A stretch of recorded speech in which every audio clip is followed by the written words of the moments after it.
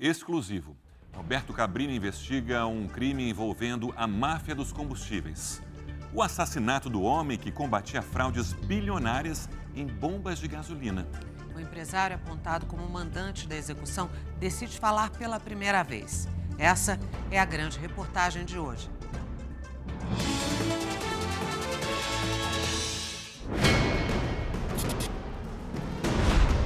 Um jogo brutal. Um crime de bilhões. Do que o senhor seria capaz se o senhor fosse flagrado adulterando combustível? Nesse líquido precioso e explosivo, centro de uma fraude capaz de matar quem representar uma ameaça. E essa máfia poderosa não perdoa. Executa sem hesitar seus inimigos. Consta que Fabrício descobriu que o senhor estava adulterando combustível. O senhor tem consciência disso? Isso é uma inverdade. Uma das principais questões para se acusar alguém é descobrir se existe uma motivação para o assassinato.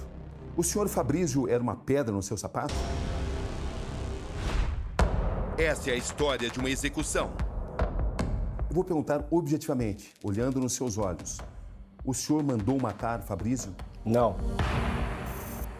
Hoje, o empresário apontado como mandante da execução decide falar pela primeira vez.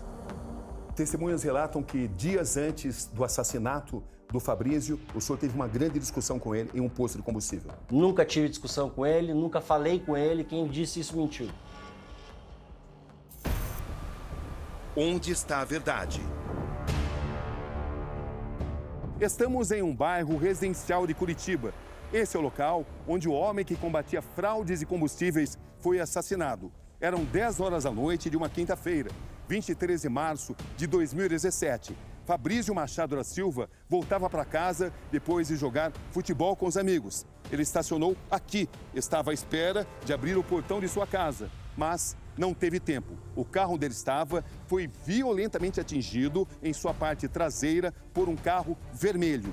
Fabrício desceu de seu veículo para ver do que se tratava e então recebeu 3 tiros. Tiros fulminantes, todos na cabeça.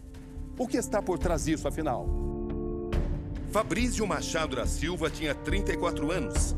Ele presidia a Associação Nacional de Combate a Fraudes e Combustíveis. Ajudava a polícia na região de Curitiba, no Paraná, a desmascarar chefões da quadrilha que preparava bombas viciadas, que roubavam clientes e postos, liberando menos combustível do que o indicado. Senhor Onildo, o senhor é acusado de mandar matar Fabrício Machado da Silva. Uma acusação extremamente grave e o Ministério Público está confiante de que tem todas as provas contra o senhor. O senhor não gostaria de aproveitar essa oportunidade para confessar? Eu gostaria de aproveitar essa oportunidade para me defender e para contar a minha versão dos fatos. O senhor Fabrício era uma pedra no seu sapato?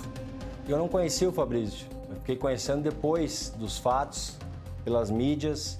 Eu tenho posto de gasolina desde 2007. Esse fato da morte do Fabrício ocorreu em 2017. Foram 10 anos. Eu nunca fui fiscalizado por Fabrício em nenhum dos meus postos. Eu nunca conheci ele, eu nunca conversei com ele, eu nunca sequer ouvi falar dele. Não tinha motivo nenhum para fazer uma coisa horrenda dessa. Imagens e câmeras de segurança registram uma sequência reveladora. A engrenagem de um crime. Capão da Embuia, Curitiba. 23 de março de 2017, 7 da manhã. Um carro vermelho percorre as ruas em volta da casa de Fabrício. Uma motocicleta acompanha. 10 da noite, o mesmo carro vermelho volta. Fabrício é surpreendido ao chegar em casa. Uma batida na traseira de seu carro. Ao descer para ver o que aconteceu, o ataque. Ele é executado com 3 tiros na cabeça. O atirador foge. Outro veículo dá cobertura. O que chama a sua atenção na morte do seu filho? A brutalidade, a maneira como foi arquitetado o plano para mandarem matar meu filho. Quem mandou matar seu filho? Fabrício incomodava aqueles que adulteravam combustível. E o Onildo era um deles. O senhor seria capaz de mandar matar alguém que incomodasse seus negócios? Jamais. Eu não tenho coragem de matar uma formiga. Jamais. Eu sou pela vida. Sempre fui pela vida. Se o senhor não mandou matar, alguém mandou. Com certeza. O senhor sabe quem foi? Não sei. Um dos principais traços de uma máfia é a lei do silêncio. Um mafioso não acusa o outro. Eu não sei porque eu nunca participei de máfia, Cabrinho. O que o senhor sabe sobre adulteração de bomba de combustível e adulteração de combustível também? Eu não sei porque eu não pratico. Eu não sei. Mas estando no meio, o senhor sabe do que se trata isso. Eu acredito que existam postos que devem fazer isso, existam. Eu acredito que sim. Mas existe um laudo onde consta que o senhor sim estava adulterando bomba de combustível. Não, esse laudo é uma empresa privada. Quando foi colocada a Agência Nacional do Petróleo, que é a única que tem competência para aferir isso, foi demonstrado que não existia nada de irregularidade nos meus combustíveis. Mas quem teria interesse de forjar um laudo para prejudicá-lo? Pessoas com muito poder econômico têm interesse. Facções criminosas ao quais teriam interesse na morte de Fabrício. Estamos agora em Colombo, município que pertence à Grande Curitiba. Esse posto de combustível, na época dos acontecimentos, pertencia ao Nildo. Dias antes do assassinato de Fabrício, o Nildo foi visto aqui, discutindo com Fabrício. É o que relatou ao Disque Denúncia uma testemunha 13 dias depois da morte do fiscal dos combustíveis. Cadê as filmagens das câmeras, dos dias que eles falam que eu então falei com o Fabrício? Cadê? Por que não foi pedido na investigação as filmagens dos comércios regionais? Outra denúncia anônima. O nome desse rapaz é Patrick. Ele andou com essa família aqui na fazenda. A polícia chega aos executores do crime. Patrick Leandro, o Diabo Loiro. Ele é quem faz os disparos. E ele foi mandado por um tal do Nildo que tem posto em São José dos Pinhais, uma coisa assim. Ganhou 35 mil para matar esse homem. O senhor conhece Patrick Leandro? Não conheço. Não é o que dizem testemunhas. As mesmas testemunhas que foram em juízo e falaram que não confirmaram isso. Existe um depoimento extremamente importante da ex-mulher de Patrick Leandro. Ela viu o senhor junto com o Fabrício. O senhor permite que eu confronte com algumas declarações? Permito? Na noite de março de 2017, fomos ao encontro de Onildo. Patrick recebeu R$5.000 para comprar uma arma, simular um acidente de trânsito, descer do carro e matar a vítima. O senhor pagou R$30.000 pela morte de Fabrício? Isso é tanto mentira que a data que ela fala que foi no meu posto pegar esse dinheiro, eu estava em viagem no México, a 6.500 quilômetros daqui. O Nildo forneceu a Patrick o endereço de Fabrício. Também forneceu uma foto da vítima e informações do veículo usado por ele. Esses detalhes não o incriminam? Tanto não incriminam que essa mesma testemunha foi na frente da juíza e voltou atrás sobre tudo o que ela falou. Existem indícios de que essa máfia está ameaçando pessoas para mudarem depoimentos. Como é que o senhor vê isso?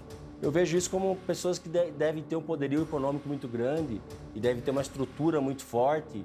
Sinceramente, o senhor não é peça disso? O senhor não é parte disso? Eu não faço parte de nada disso, não faz sentido nenhum na minha vida. Se você conhecer a minha vida, eu sou uma pessoa extremamente humilde, simples, eu só trabalho, eu vou para a faculdade e vou para casa. Patrick ligou para o Nildo pedindo o restante do pagamento. Fomos receber o dinheiro. Patrick acertou com o Nildo que se a polícia descobrisse o crime, o Nildo deveria pagar um advogado e ajudá-lo na cadeia. Em troca do silêncio de Patrick Leandro, o senhor se ofereceu para pagar a defesa dele? Nunca ofereci, não conhecia Patrick Leandro e isso é mentira.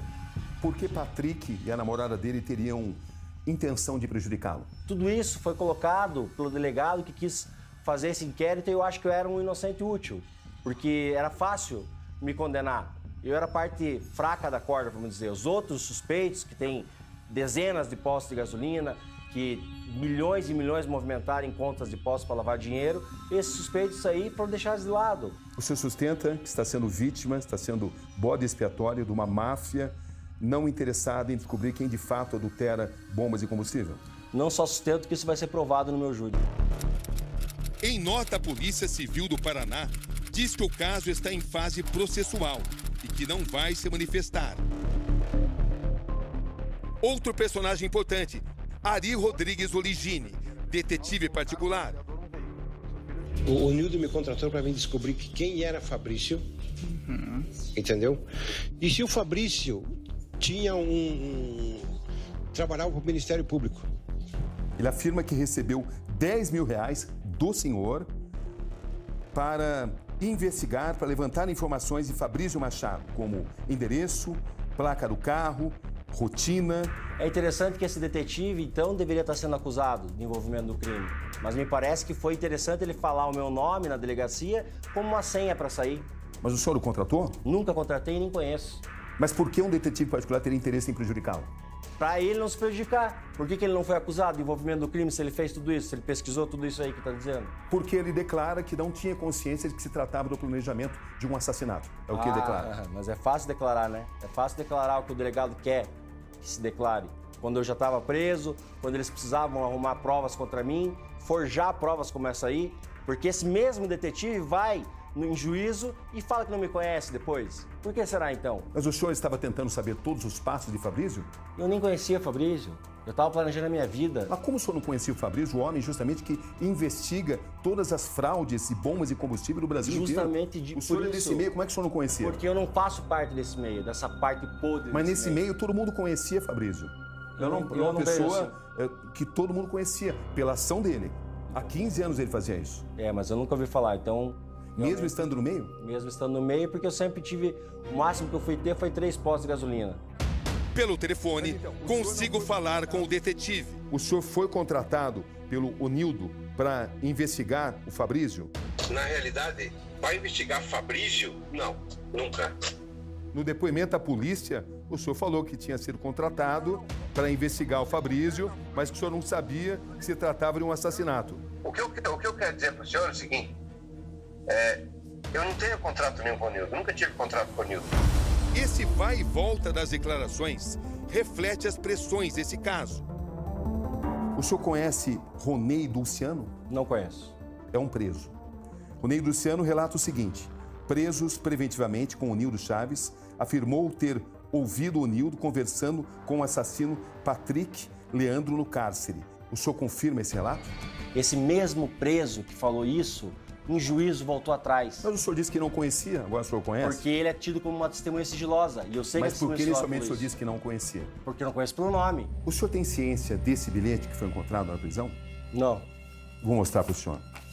Essa é uma foto desse bilhete. É um bilhete escrito pelo Patrick. Esse bilhete diz exatamente o seguinte: esse cara do posto, que seria o senhor, vai ter que pagar. Senão ele vai se... Uma palavra que eu não posso dizer aqui. Eu vou falar para o meu advogado, ele falar com o cara do posto. Se ele não pagar, vou dar uma chance para ele. Senão, eu vou ser obrigado a falar tudo. O cara do posto pode ser qualquer um dos outros suspeitos. Isso aqui não vincula nada, isso aqui é um bilhete de um preso, de uma cadeia. Senhor Onildo, descreva como foram as suas 3 prisões. Eu fiquei 15 dias no setor de triagem, sendo torturado quase que todos os dias com spray de pimenta, com cacetete, ficando sem roupa. Eu e mais todos os outros presos que estavam lá. O senhor conseguiria provar que foi torturado de fato na prisão? É muito difícil a gente provar porque você não tem como, você não tem acesso a nada na prisão. O senhor não estaria com isso tentando desviar a atenção daquilo que o senhor é acusado?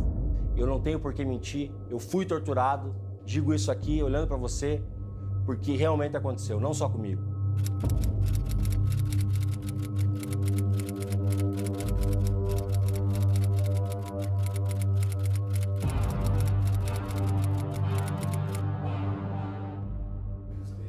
Nesse jogo brutal, 2 juristas importantes em sentidos opostos. Como a defesa vai demonstrar a inocência do Onildo? Esse crime tem a assinatura de um crime organizado. E o crime organizado, ele atua antes, durante e principalmente depois do crime, lançando mão de falsas informações contra a inteligência, e o Onildo nada mais é do que uma vítima dessas falsas informações que vieram à tona no inquérito policial. O senhor está inteiramente convencido da condenação do Onildo? Eles tentam apontar outros possíveis atiradores, outros possíveis mandantes.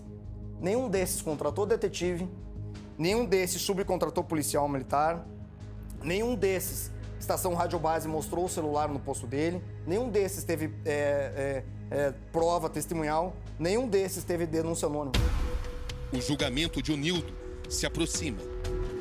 O que a senhora diria ao Onildo se ele estivesse aqui nesse momento? Que ele trocasse de lugar comigo, ou que ele perguntasse à mãe dele qual o sentimento dela perder o seu filho assassinado.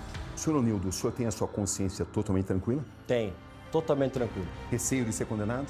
Não, eu acredito na justiça, acredito em Deus, acredito nos meus advogados, acredito na verdade. E você já sabe, o Câmera Record com Roberto Cabrini é logo depois do nosso Domingo Espetacular.